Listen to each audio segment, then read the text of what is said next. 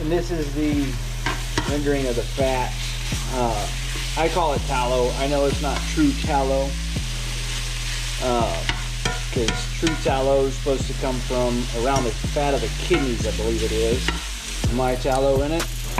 And then I have tallow that I infuse. This one I'm infusing with garlic and oregano.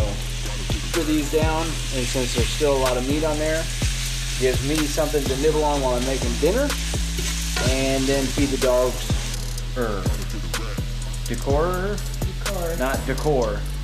Decor power. That's core. That's core. A napkin put into a funnel. And kind of hard to do this without fogging up the camera.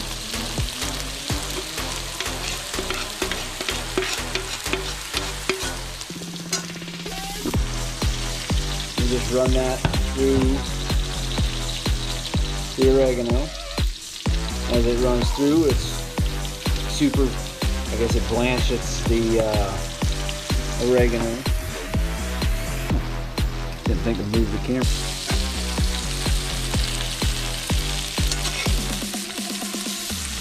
Oh, splashing is Splasherton.